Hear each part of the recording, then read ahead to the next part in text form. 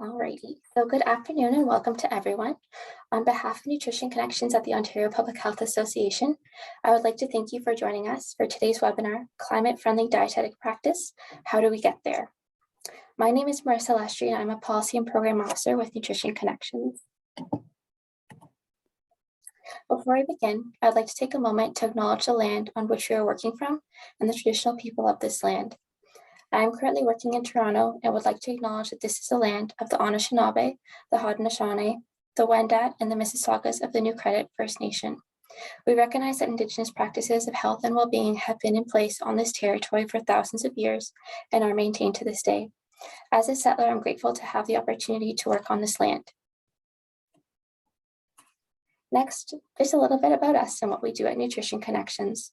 So our team strives to provide services to health professionals, businesses, governments, and community organizations, as well as educators, researchers, and others working in the field of food and nutrition. We strive to help them learn, connect, and share information. Right now, I just wanted to go over a quick housekeeping items, just to remind you of the buttons along the bottom of your screen. So if you have any questions for our lovely presenters, please submit those through the question and answer box, and we'll have a Q&A period at the end of the session. Any other inquiries, such as technical difficulties, please submit those through the chat box. I would now like to extend a warm welcome to Anneke Hobson and Renita Lamb, today's presenters from Drawdown Dietetics. Over to you. Okay. Hi, everyone. Can I go ahead, Marissa? You're welcome to start. Okay, thanks. Hi, everyone. Thanks so much for your time and attention today. I'm really excited about just the level of interest and engagement in this topic. Before we get started, I'd like to make a land acknowledgement as well. So I'm Anneke, I'm a settler. I'm speaking today from Kingston, Ontario, which is the traditional homeland of the Anishinaabe, the Haudenosaunee, and the Huron-Wendat. And I want to acknowledge their advocacy and care for this land, including Indigenous efforts and perspectives on climate change and climate change mitigation.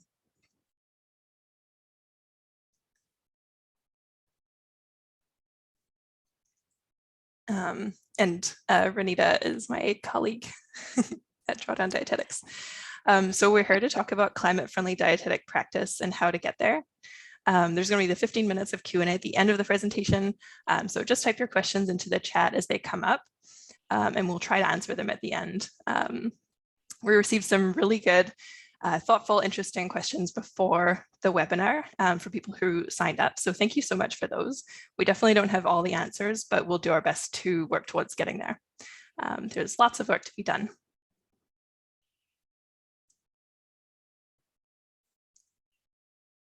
Okay. So conflicts of interest and disclosure. So basically none. We're a new not-for-profit organization and we currently don't have any sponsorships or donors. So all of our work on this is voluntary. If you're interested, you can find our organizational values on our website. We're committed to remaining impartial and transparent about all sources of funding.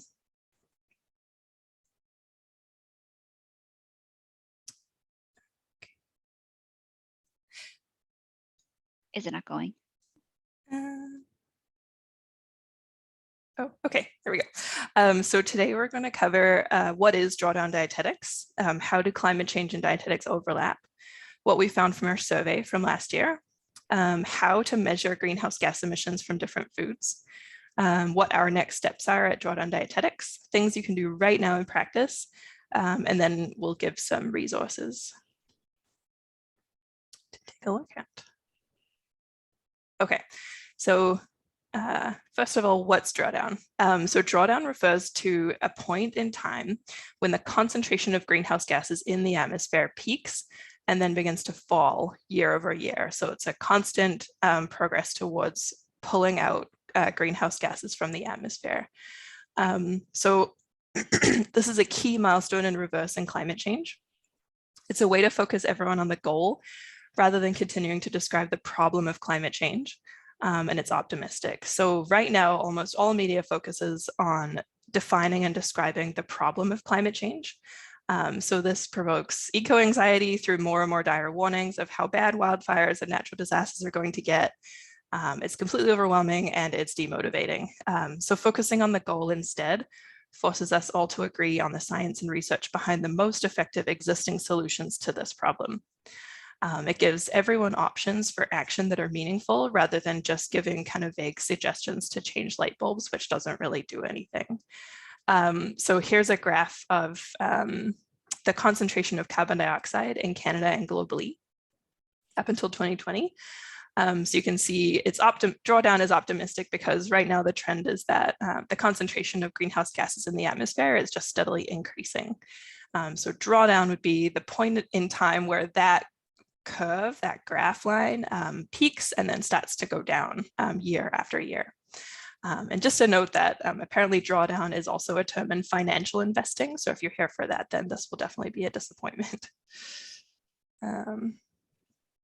Okay, so what's Drawdown Dietetics? So this is us, or we're a small and mighty team.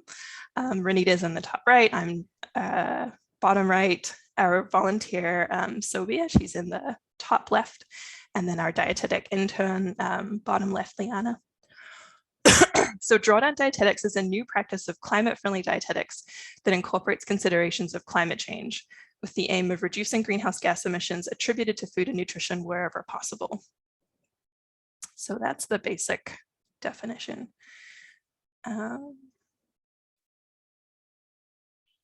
So our vision is that all dietitians are competent in climate-friendly practice, and also that we're recognized as key partners in climate change solutions in the broader climate change world. We have two main goals. One is to empower dietitians to contribute to Drawdown effectively in whatever practice they're in. And two is to champion dietitians as key partners in climate change mitigation externally to all the non-dietitians. Our organization is inspired by the work of Project Drawdown, which is a climate change nonprofit in the US. They compile and communicate research on climate change solutions to the public. And one of the amazing features of Project Drawdown is that they include only what they call no regret solutions. So this means that every solution they promote must have co-benefits, so socially or economically, or at least have no known negative impacts, so no downsides.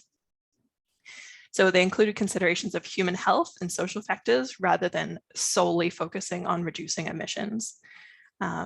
So on our wish list is that climate change sustainability get a place in the dietetic competencies and the mandated curriculum in Canada.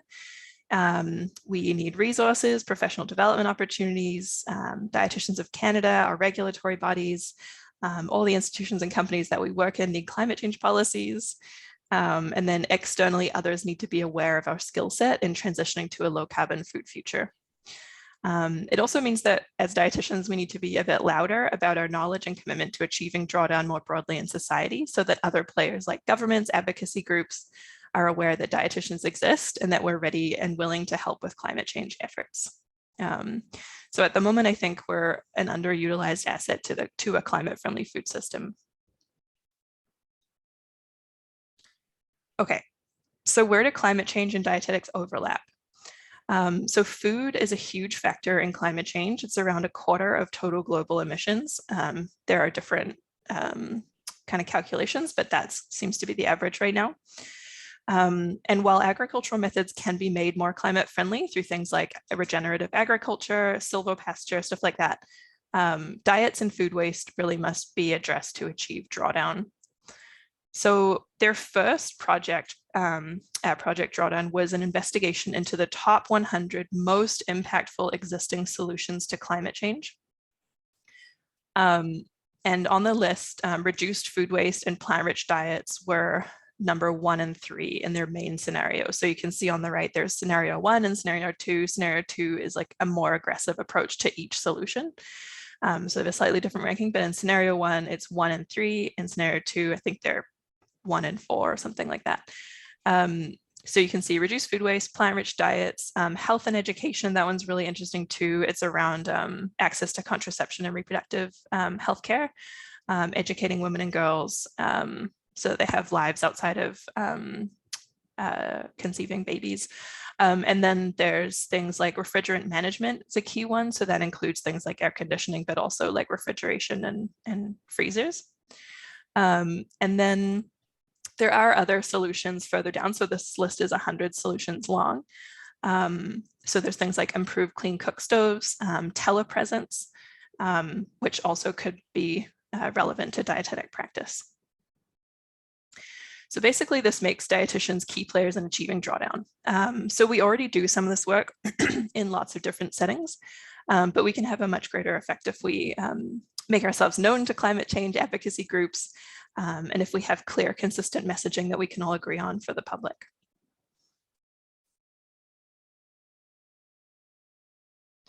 Okay.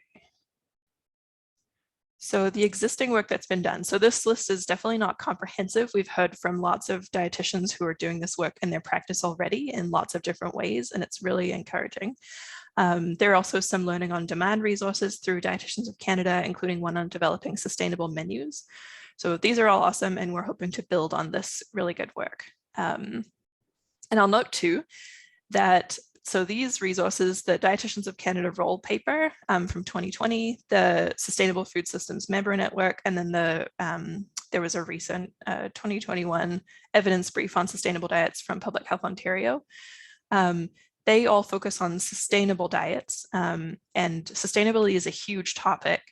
Climate change we really focus on because it's an immediate and complex threat on its own.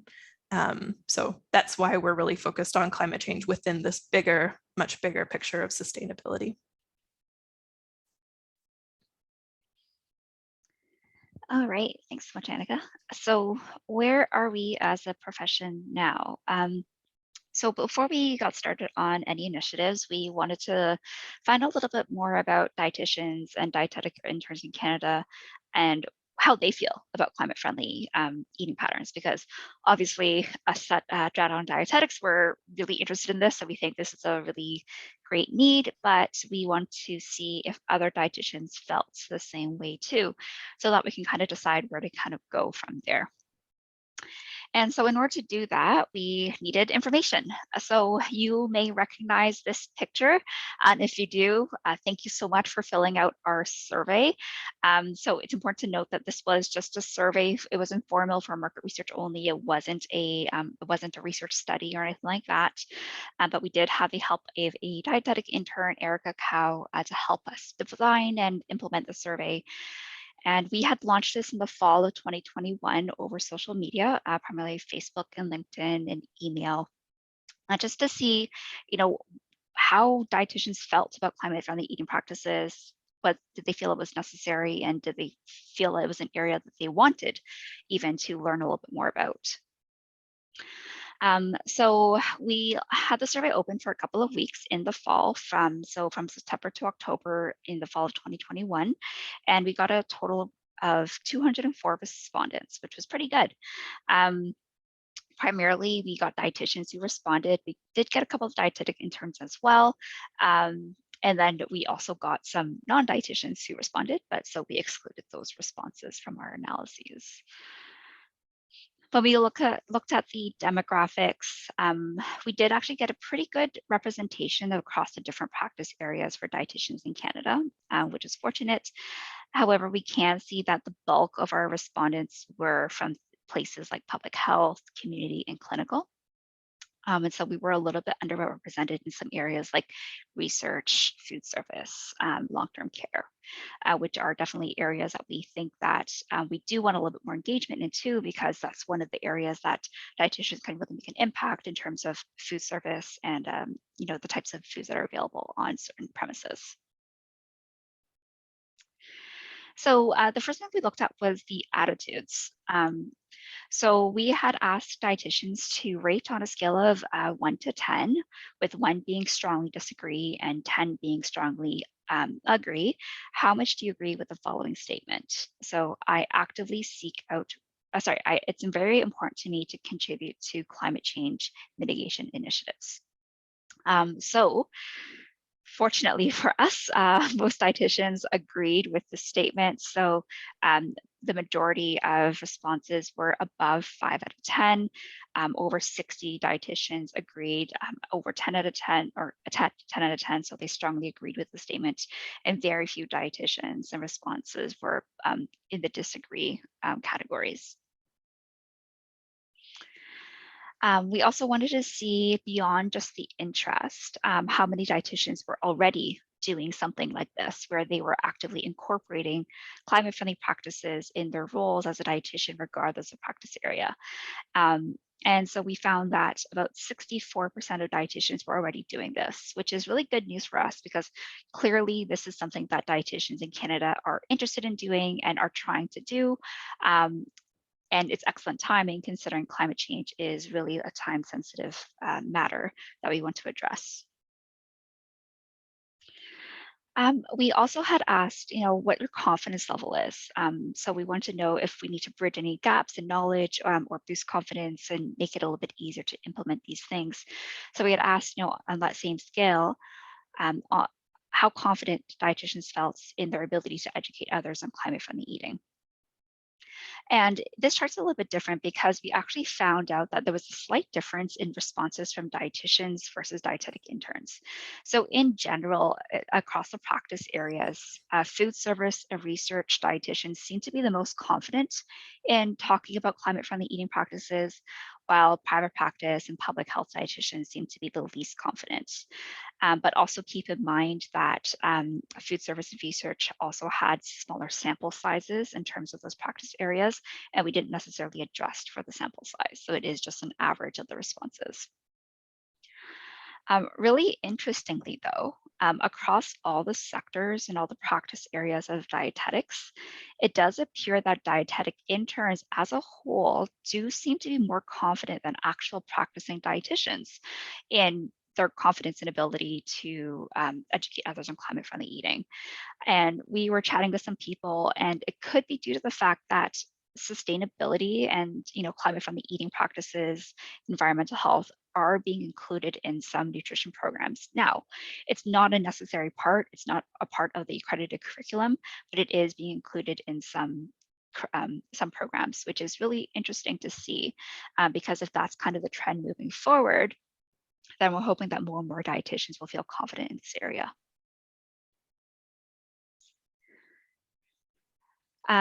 We had also asked dietitians, what are the barriers? Because we know that there's an interest, we know that they're actively trying to, but we imagine that there's also some stumbling blocks and some challenges. So we wanted to know what those were so that as an organization, we knew where to kind of focus our attentions. And so when we asked this, 4 main barriers kind of were highlighted. The first one being the lack of credible resources and guidelines. And this makes sense. There's a lack of consistent messaging for dietitians, like local, organic, regenerative agriculture, GMOs, and just an overall lack of consensus around the metrics, right? Like, when we talk about sustainable diets, is it about water use? Is it general sustainability? Is it about pesticide use? And even environmental scientists sometimes can't agree. So it makes sense that dietitians also can't agree or can't know if people who study these things day to day can't have a consensus. It also highlights, there's also prioritization concerns, which absolutely makes sense because if you're in a hospital, and you're recovering from renal failure, that's probably going to be on your mind as top priority rather than focusing on, how your diet can impact the earth. Lack of interest from the patients or the clients. And another big barrier was just the insufficient cultural and institutional support for change. And we're really hoping to address these in our future activities as an organization so that we can help people overcome these things and help them feel like they have the ability to navigate these situations, because clearly these are really big 4 areas of obstacles that dietitians are facing. And interesting to note that there's a very small lack of interest from the dietitian side on barriers, so that's a good thing to note. And if you are one of the 20 some odd dietitians who had no difficulty incorporating climate change in their current role, we want to hear from you.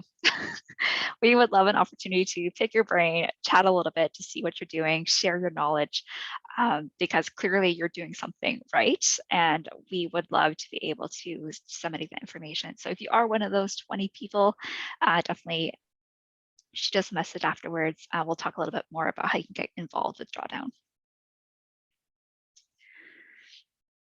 All right. So beyond the attitudes, we also wanted to see how much people knew. We want to see if there was a correlation between how important people thought climate change was versus, how much they actually knew about climate change mitigation. So we included a quiz component in our survey. And again, if you did this, you might remember. And so the average score was pretty good. So it was a score of 10 out of 12. And most dietitians knew things that we kind of expected them to know, like things like that the new Canada's Food Guide promoted plant proteins, which were good for health and the environment. They knew that breastfeeding was a nutritious and climate-friendly choice. They knew that composting food was good for climate change mitigation efforts. However, there was some confusion on some other topics. So things like ruminant animals, like most knew that cows were ruminant, but fewer knew that things like goats are also ruminant animals. And there was some confusion about species like chickens and salmon. And this is important because we know that ruminant animals generate the most emissions of all livestock. So we want to make sure that we're including all ruminant animals when we're having that discussion and not just singling out cows. Food waste was another area of confusion. So 74% were aware that this contributes to climate change. And this was a little bit lower than we thought. We thought that dietitians would almost unanimously be aware that food waste was one of the key drivers for climate change mitigation. GMOs were another area of confusion. There were a lot more unsure answers when it came to the GMO questions about whether they were good or bad for climate change. Most were aware that the palm oil industry also has a big impact on climate change, primarily through deforestation, but again, more unsure responses compared to the other topics. And quite a few dietitians struggle with food comparisons. So when we ask questions like, are greenhouse grown strawberries or cheese, which one is more climate friendly, dietitians had a hard time responding correctly to those questions. And most surprisingly, the most incorrect question, so 69% of responses were incorrect on this, was around local food. So we had asked, true or false, in Canada, it's more climate friendly to choose locally produced food. And this actually is false. So it is not more climate friendly in Canada to choose locally produced food. And so most dietitians did get this one incorrect. And so these are one of the things that we want to address and, clarify so that unanimously there's consensus around dietetics. Okay, thanks, Renita. So yeah, our key learnings from this survey, we learned a lot as an organization, but also we learned a lot about dietitians and interns from the results. So the attitudes, as Renita said, it's an important practice area to most dietitians, but much fewer respondents felt confident about putting their enthusiasm into practice. And several barriers exist. So the prioritization concerns, the lack of interest from patients, things like that. Totally makes sense. Knowledge from the quiz. So questions were mostly correct, like Renita said, but there are a couple topics that need clear, consistent answers for. So ruminant animals, knowledge of the footprint of specific foods, and then that question of food miles or local food. And then also that practice settings differ significantly. So dietitians working in food service and research seem to be incorporating climate change considerations the most, and clinical dietitians seek this out the least, which completely also makes sense from a prioritization perspective. And then interns tend to seek ways more than dietitians.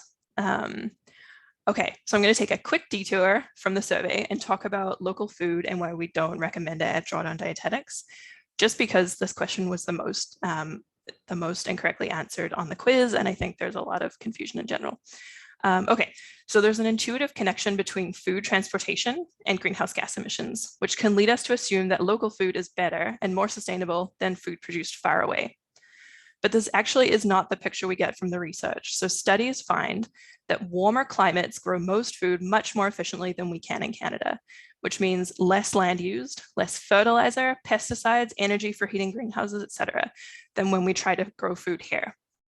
There are some places in Canada where you can grow food really well, but most of Canada you can't.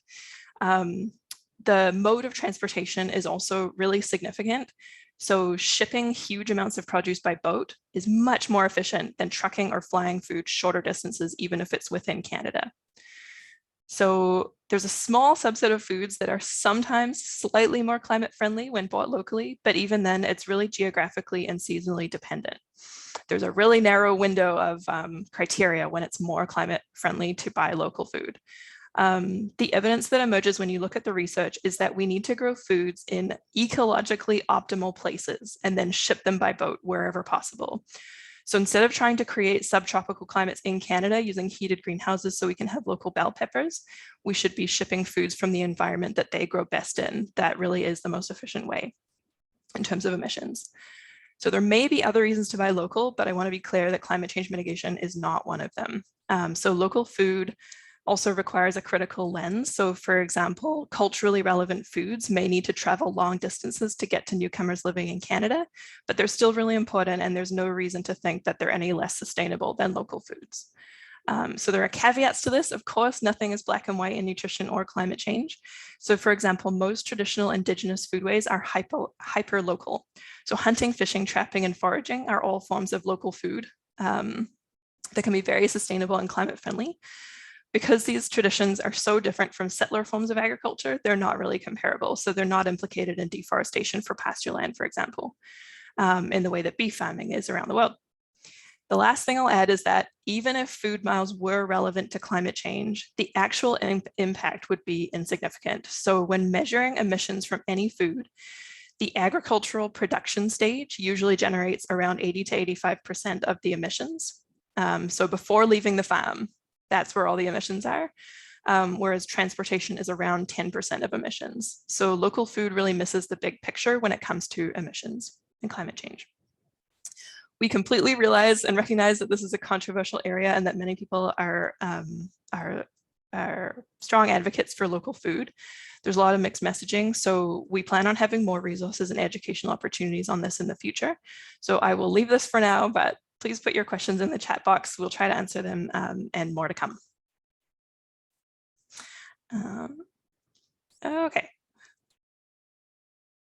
Okay, so how do we measure the emissions associated with foods? We use life cycle assessments. So life cycle assessments and meta-analyses of life cycle assessments are the most objective and reliable way to get a picture of what impact a certain food is, or any product is having on the environment. So you can do a life cycle assessment on lots of different things like water use, pesticide use, really like any environmental impact you can think of, air pollution, and you can do any product. So there are life cycle assessments of cars or of iPhones or whatever, but foods are really obviously what we're focusing on. So this method attempts to capture a full picture of the product's total impact of all the life stages from right at the start, from the raw material inputs. So the pesticides that you're using, the nitrogen that emits from the pesticides, the tractor, everything that goes into farming that product, all the way through transportation, use, and then the product's waste at the end of its life cycle. So these are an accounting tool with methods standardized by the International Standards Organization. So this is really the best evidence we have on measuring the emissions from foods. It's not perfect, and we do have a researcher at the University of Waterloo who studies life cycle assessments of foods. And she's been really good at pointing out like where there are issues with life cycle assessments, like what it can and can't do. But basically, this is the gold standard in climate change research. So I think as non-experts in climate change, we're dietitians, not climate change scientists. And because we're not trained in any of the climate change science or environmental science, we might be relying on mainstream media or expert opinion more than we do in nutrition. And we definitely found this in our survey results when we asked people where they're getting their information. Things like mainstream media were just more up there than we would, I think, guess based on like a nutrition question. So on nutrition questions, we would go to the research or pen and we would feel more comfortable navigating the existing evidence. We have the context, but because we're not familiar or trained in environmental science, it's harder to get to that evidence base. But this is where you would go if you wanted to look at the impact of any one food. So when we look at a meta-analysis of life cycle assessments, thanks, Rita. So what do we see? So this is a fairly recent 2017 meta-analysis of life cycle assessments of foods. So it gives us a global average of total emissions from different foods by weight. So there's a couple things to note here before we get into what it says. So it's by kilogram of edible food produced. So some people have pointed out like this doesn't capture nutrition. So how much iron you're getting, how much protein you're getting. There's different ways of measuring it. The kilogram of food produced is just the most commonly used, and I think it's the most kind of equal way of all the ways. So I've seen some studies that look at calories instead of kilograms of edible food produced. And that study concluded that potato chips were the most climate friendly food you could have because it had the most calories for the fewer emissions. But we don't really want that. That analysis doesn't really make sense nutritionally. So it is a challenge, but the kilogram of weight of edible food produced is kind of the standard way right now. And then the other thing to note is that this is global averages because life cycle assessments are done all over the world, and this really compiles them all. So we're not seeing like Canadian produced foods. So for example, Canadian raised beef is more efficiently produced and lower emissions than other places that produce beef. But no matter how it's grown, beef, lamb, and goat are always the highest emissions foods. So yeah, there's sort of different caveats to make, but this is a really good starting place. So you'll notice that lamb and beef are, oh, sorry, we need to go back. So you notice that lamb and beef are the most, they have the most emissions of all kind of commonly eaten foods. Cheese and butter also quite high because it takes so much, like you'll notice milk is kind of to the left of center. Liquid milk is actually really a low emissions food, but cheese and butter take so much milk to produce that they end up being a high emissions food. Prawns, shrimp, and not pictured here is lobster are quite high. But then, yeah, you can kind of go down. And then you'll notice, I guess the one other thing I wanted to point out is like you'll see on the far left, field grown vegetables and fruit. They're quite a bit lower than, so you can see unheated greenhouse fruit and veg, and then heated greenhouse fruit and veg. So that heated greenhouse fruit and veg is really where we see like one of the factors of why local food does not end up being more sustainable than produce grown in places where it's ecologically optimal. So if you are heating a greenhouse, you get, I don't know, maybe 5 times the emissions of something that's grown efficiently in a field outside. So I just wanted to point that out. The other thing is rice. So it's just there kind of right in the middle. So some people talk about rice being a high emissions food. I really don't think it's too high, but there's kind of some work and there's some drawdown solutions on genetic modification and just different like irrigation processes that can happen. So that's something hopefully that can be improved in the future or soon. Okay, that's all I wanted to say about that graph. Thanks. Okay, so this study I really like. It's actually a master's thesis from 2015 from Waterloo. So she looked at Ontario dietary patterns. So she got Canadian data, which was awesome. You don't see a lot of studies with Canadian data. And she looked at dietary patterns rather than individual foods. So I think this is pretty useful for us too, because we notice some new things. So you can see on the left, like this is why environmentalists push veganism so hard, because it is quite a bit lower impact than any other diet. But I think it's really important to note that even just with the no beef diet, you get quite a lot of reduction. No red meat, quite a lot of reduction. You'll notice the no pork pattern is quite a bit higher. And I think that's simply because pork is being replaced by things like beef and lamb. So even the omnivorous diet is a little bit lower emissions because of that. So it really just shows the high impact of those ruminant animals, even compared to things like pork. Okay, so this graphic is taken from the Love Food Hate Waste Canada website, which has tons of interesting information and reduction strategies if you're interested in food waste.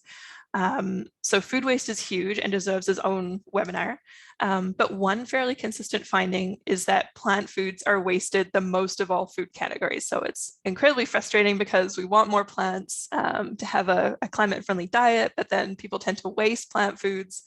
So it's a bit of a annoying balance. But yeah, so vegetables wasted a lot, fruit quite a bit, leftovers, and then meat and fish is not wasted very much. So I guess that's good. So another consistent finding, though, that I wanted to mention is the difference between fragile or delicate produce and robust produce. So things like potatoes, beets, apples, carrots, those are much less likely to be wasted than the more fragile greens like arugula or fruit like raspberries. So that's it's also something to keep in mind as dietitians.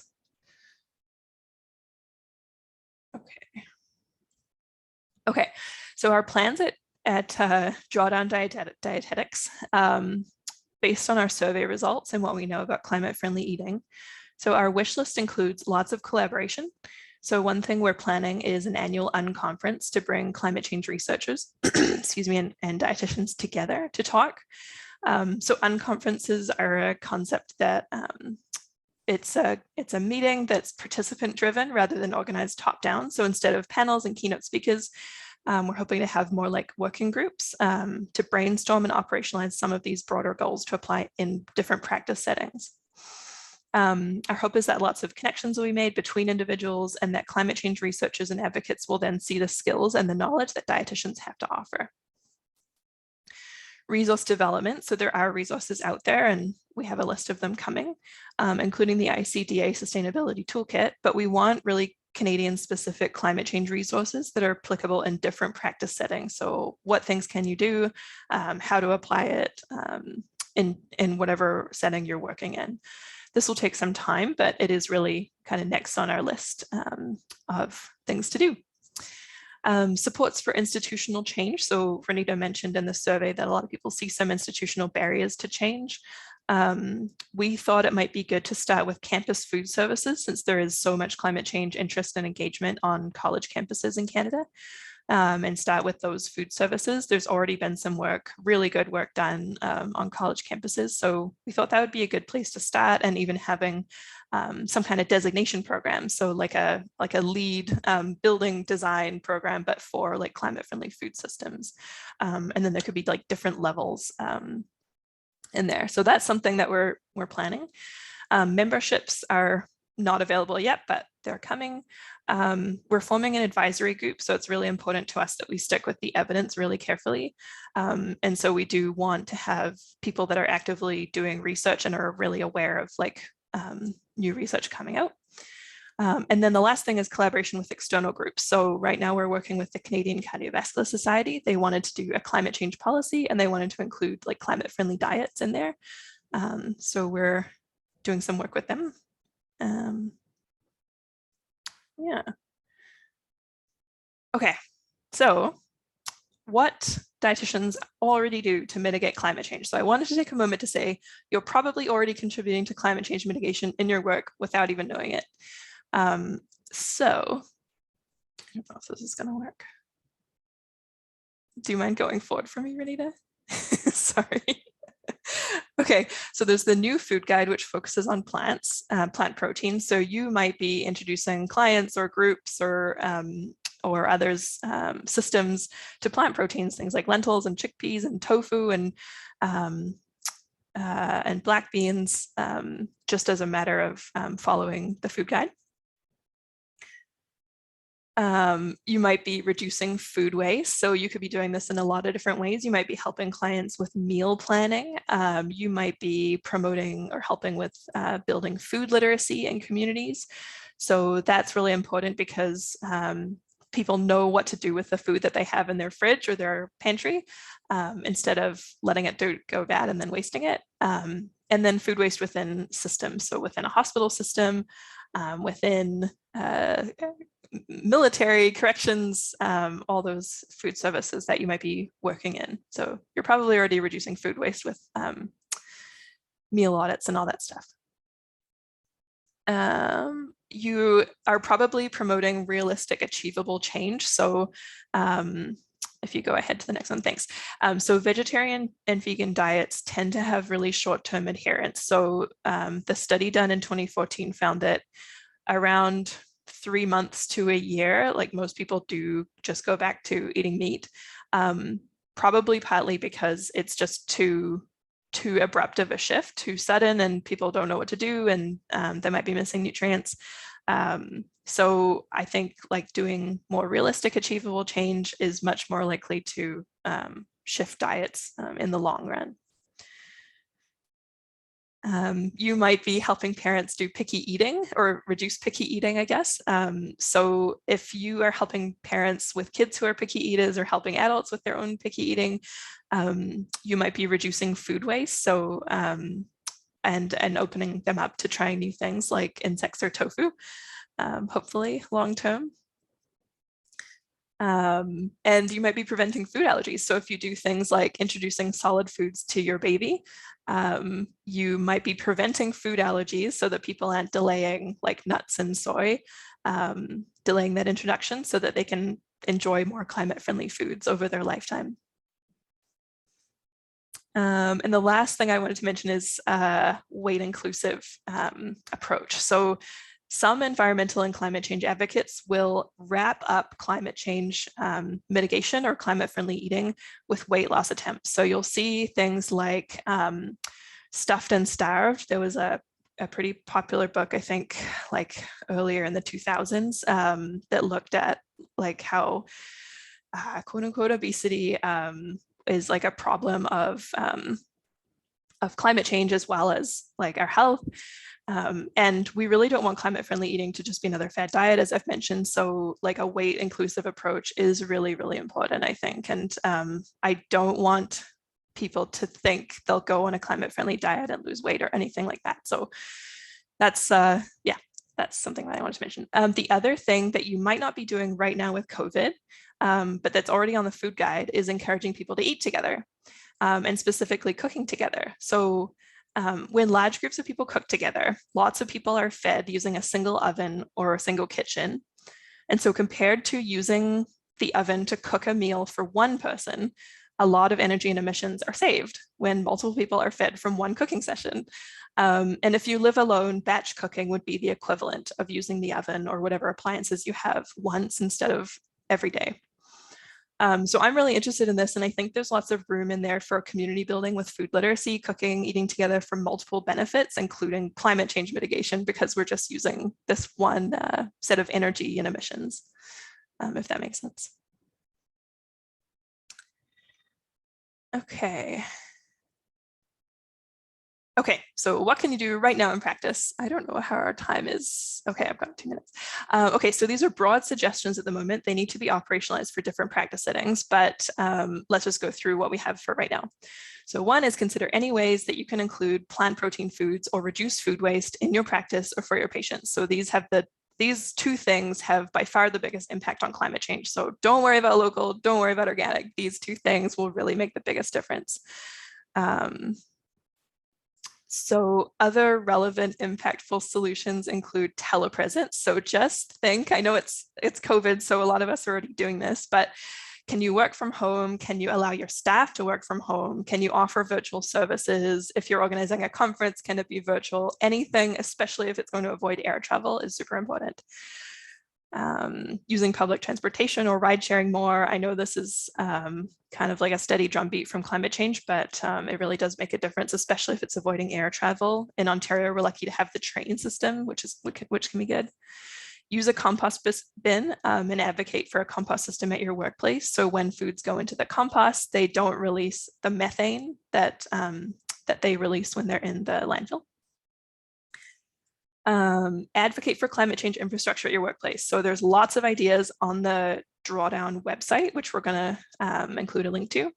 But things like smart thermostats, refrigerant management, green roofs, electric ovens and cooktops rather than natural gas, LED lighting, all these things really add up, especially if you're in a big agency. Hospitals are actually huge emitters of greenhouse gas emissions. So if you're in a hospital, stuff like this can make a huge difference. Okay, a few more things.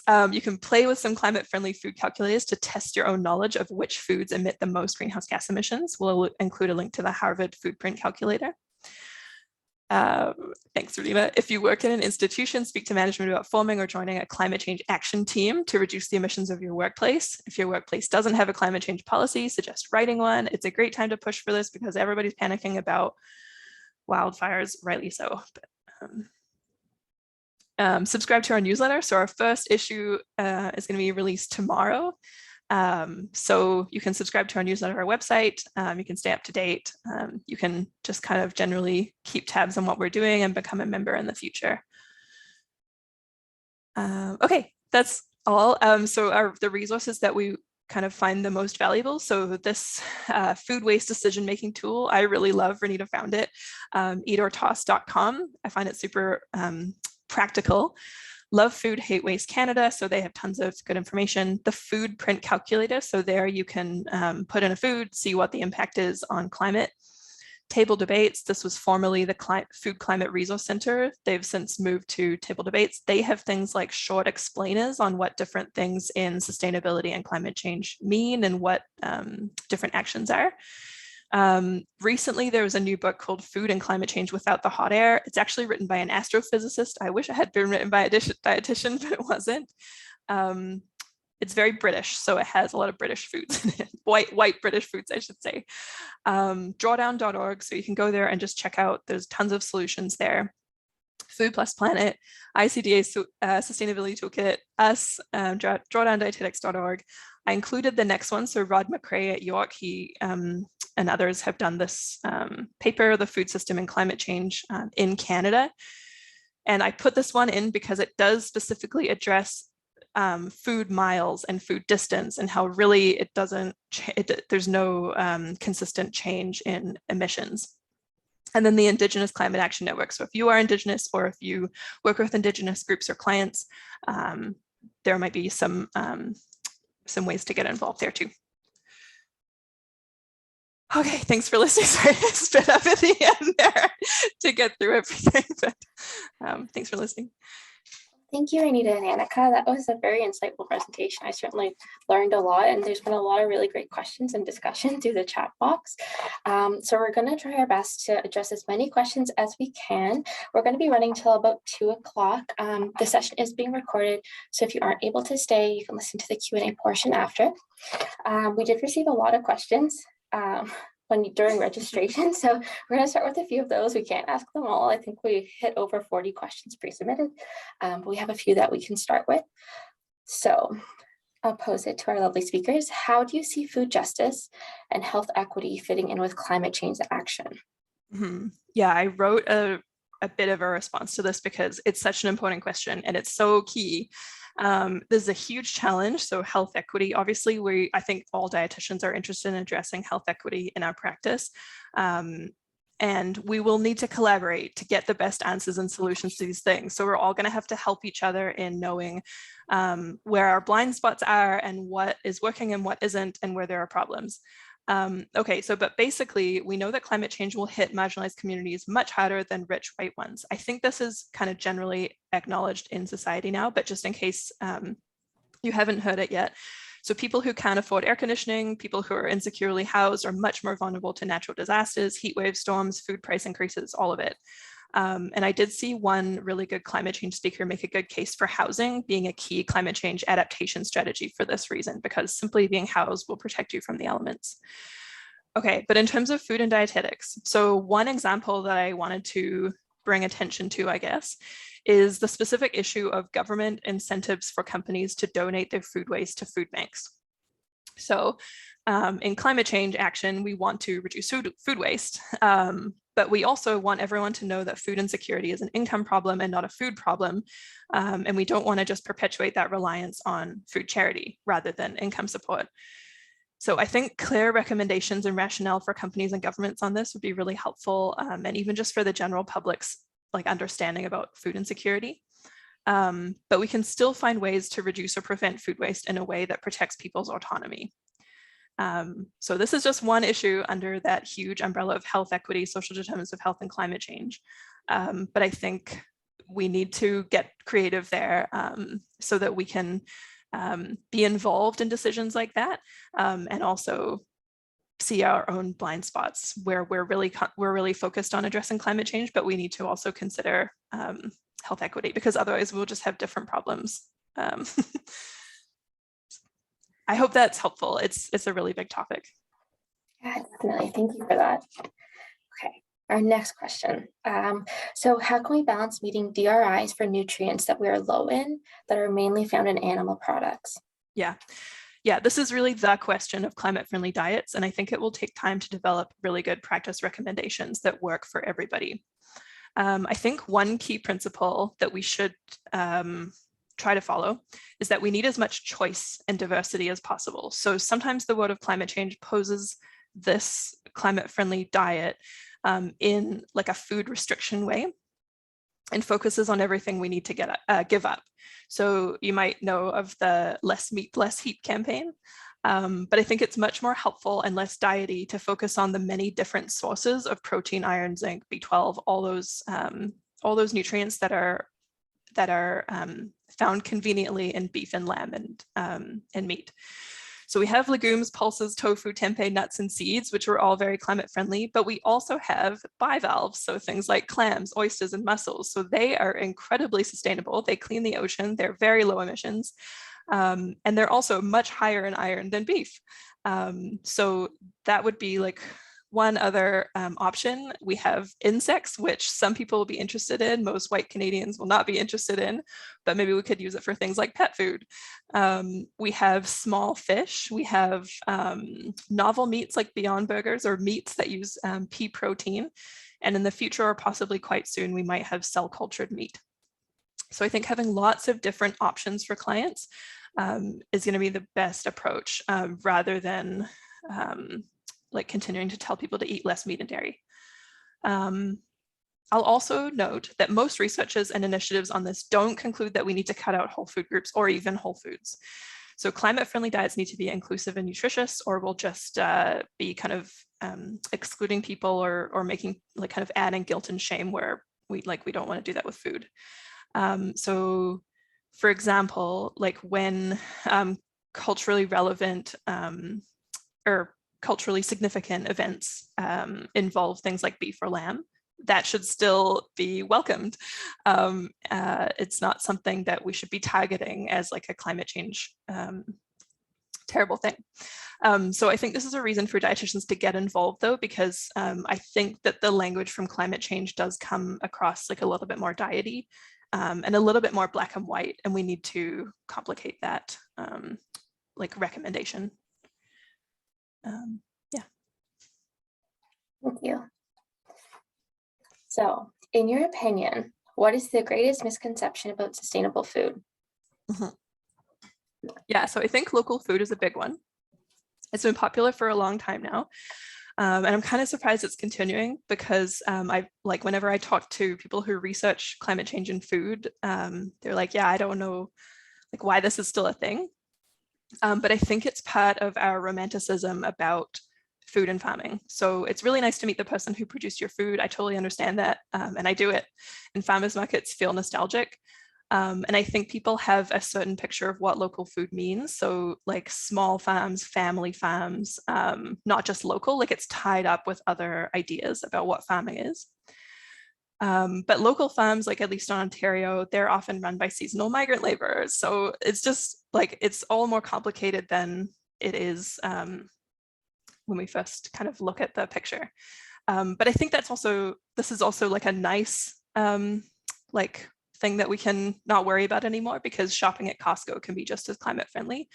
And I think that moving away from local food might alleviate some of that like classism that goes with just like certain like local or organic foods because it's more expensive. Doesn't have to be. There's also lots of other questions about local foods as I'm just kind of going through the chat here. There's one question here, struggling with the local food piece. Can we say that foods that grow without a greenhouse, so for example, carrots, onions, garlic, potatoes in Ontario still create more greenhouse gas than their counterparts from faraway places? Okay, yeah, really really good point. So possibly, like I said, there's definitely like a certain small group of foods that we can grow in Canada efficiently. So like maple syrup, like I'm sure we can grow like the best maple, like most efficient maple syrup. But yeah, so like things like onions, cabbages, it's definitely possible that in certain places in Canada, so not across the country, but in certain places like Southern Ontario, Southern BC, that these things can be grown like equivalently or possibly better.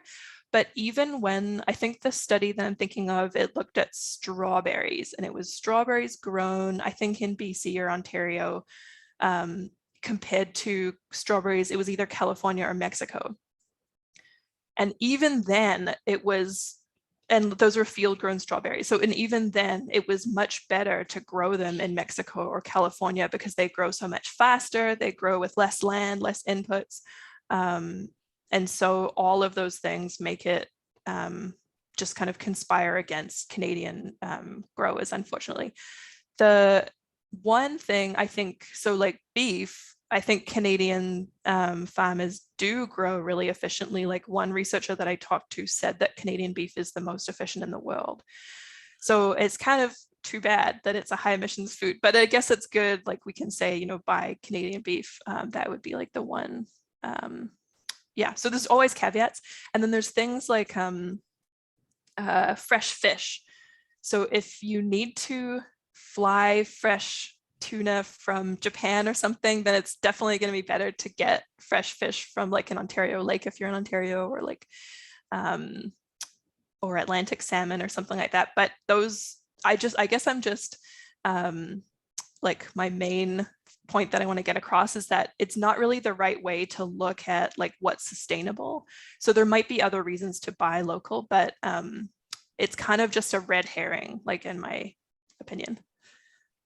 Yeah, there's also because there's some questions about like farmers markets and things like that too, and I'll just kind of mention a little bit. So at least in Ontario, farmers markets in Ontario, there's a lot of confusion around farmers markets in Ontario. It doesn't necessarily have to be a farm that sells fruits and produce at a farmer's market. So there were some instances of, you know, people just going down to the food terminal, purchasing a bunch of food, dumping the food into baskets, selling them as, you know, a farm produced, and it wasn't actually from a farm. It was just a reseller, and they were, you know, charging them a premium. So sometimes there's the guise of local is better, and then people can have a lot of guilt for not purchasing or supporting local at these farmers markets.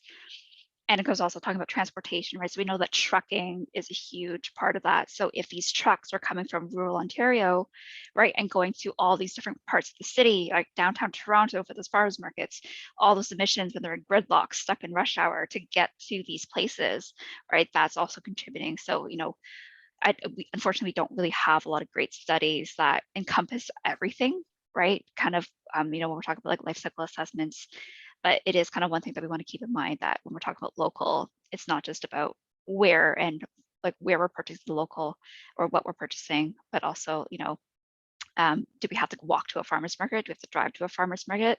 Or is it also acceptable to buy local from like a grocery store, right? Because a lot of Loblaws produce, for example, is actually locally produced. It's just not advertised in the same way. It's not, as Anneke was saying, romantic of our notion of, you know, that relationship with the farm.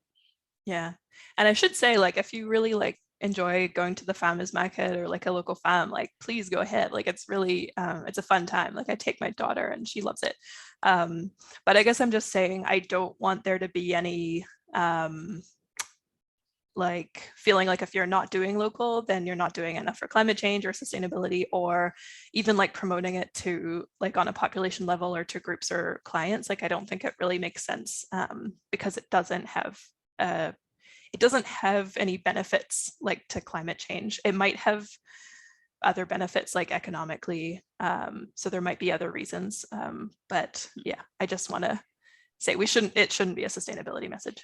Yeah, it's also tied in with our concerns about making sure that when we're talking about food security and access to foods, we know it's about culturally relevant foods as well.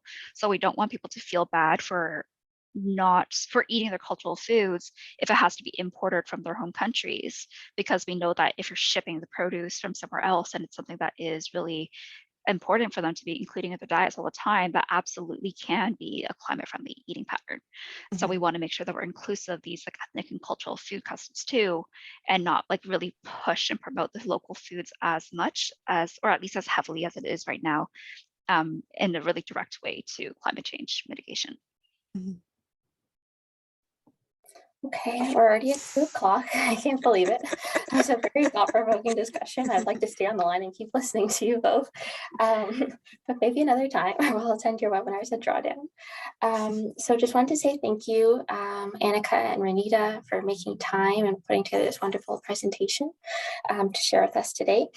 Just to answer a question that kept coming up in the chat. Our lovely speakers have made the slides available, so those will be posted on the website along with the recording. So you can go through and look at the resources and the links that they provided you during the presentation. Everyone is also going to get an email with a survey evaluation. All responses will remain anonymous. It's just to get us a little bit of feedback on your key learnings and kind of what we can do going forward for future webinars.